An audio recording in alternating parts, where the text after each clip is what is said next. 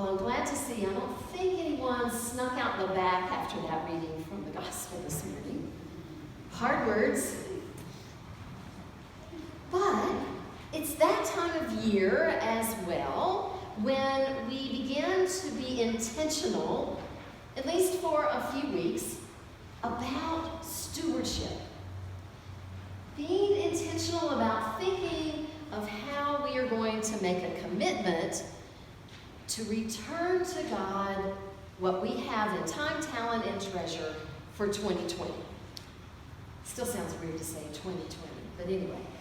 Next Sunday, you will receive a giving statement from the first 8 months of 2019, and in that envelope will also be a letter and a card giving you the chance to make that intention for what you plan to return for 2020.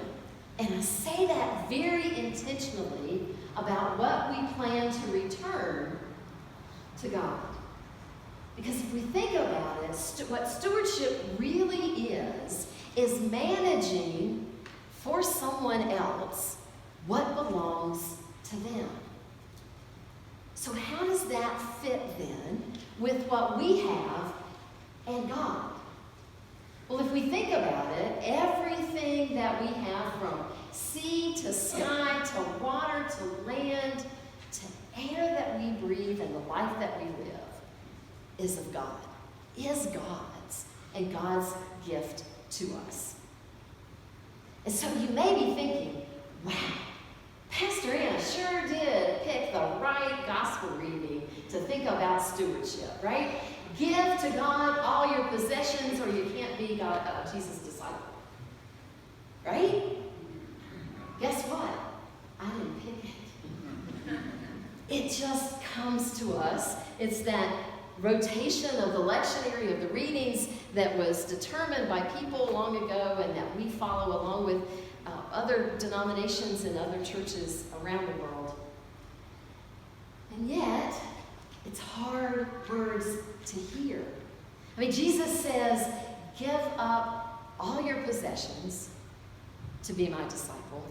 And that really strong word, hate. Hate your mother and your father and your sisters and your brothers and your spouse, even life itself. How can we wrap our minds around that? How can we even justify or think about what Jesus is saying?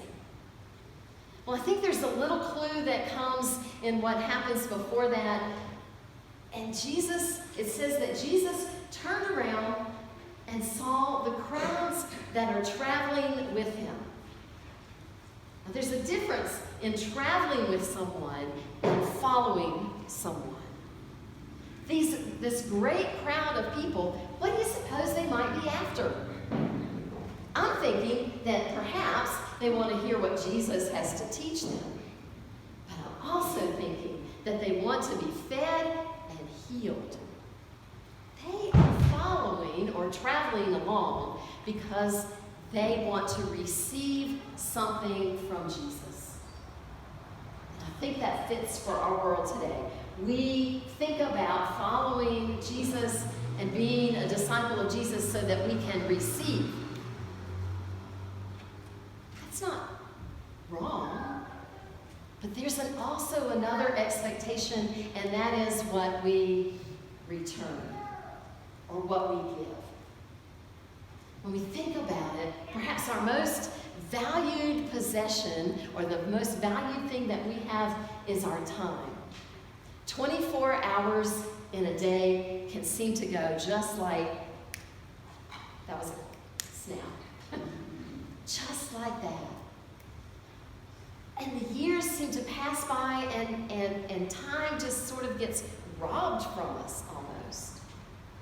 And then if you match that with some sort of talent that we have, whether it's a talent of sewing or singing or writing or praying for others or accompanying, encouraging others, whatever the talent is, when we're asked to give that to the glory of God, well, doesn't that eat away too at that time? Suddenly we're feeling as though we're depleted. And we think, Jesus, you are asking too much. And somehow I can envision Jesus turning and looking at us and saying, perhaps I am asking too much. And yet, I'm not asking you to do it alone. I am with you. As we talked about, Jesus came and lived and died and rose again to be with us, to love us out of love for us, to forgive us, to guide us, to teach us, and to be with us. And no matter what we're asked to do or asked to return or even think about, we can do. We don't do it alone. So when Jesus says, give up everything, he's the example we can't maybe live up to. But he's the example that is a part of who we are. So I'm thinking that perhaps the question is not necessarily how much or what portion or what do I intend or what do I commit to. The question is more, does being a disciple of Jesus matter? We might even say that an easier way. Does Jesus matter? Yes. A resounding yes.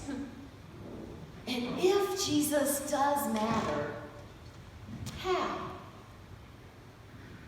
In our own lives, how does Jesus matter? So we're going to give you just a moment before we go on. So there'll be a moment of silence to just ponder that question. Does Jesus matter and how? And if you want to write it down, we'll give you a moment to do it.